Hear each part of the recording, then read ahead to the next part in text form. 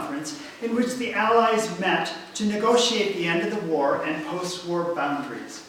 The elimination of a common enemy brought out the differences between the two remaining superpowers, and the basis of the Cold War was already apparent. President Truman and Premier Stalin, both amateur pianists, continued their perhaps slightly testosterone-fueled battle, even in their choice of after-dinner diversion. Truman invited young GI pianist Eugene Liszt to come and play for the gathered dignitaries, often sitting next to the piano and turning his pages.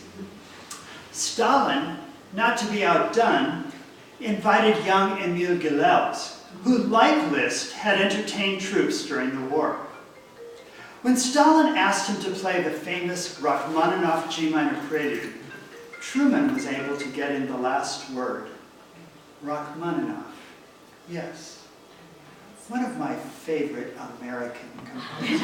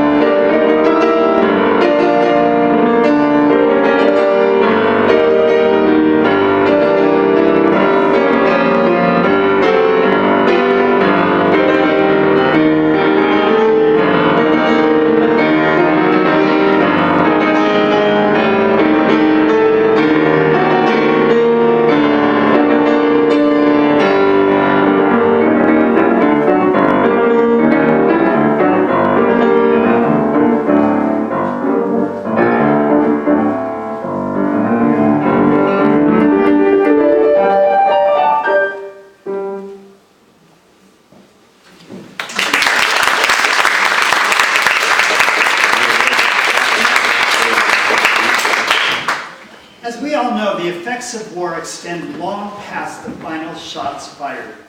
Many lives were lost, injured, and traumatized, and the return to normal was anything but.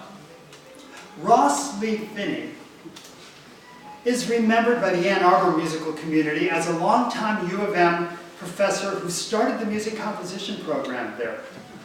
During the war, he served in the Office of Strategic Services and was awarded a Certificate of Merit for uncovering information that saved many lives. He also received the Purple Heart after he was injured by stepping on a landmine. His fourth sonata, subtitled Christmas 1945, was written immediately after his honorable discharge and return from France. In it, he spontaneously juxtaposes various moods with the central fact of Christmas, as symbolized by the hymn that can be heard in all four movements.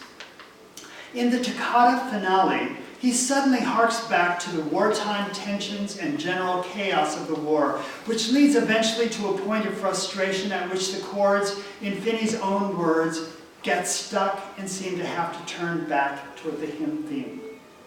Mr. Finney is working through what we now call post-traumatic stress.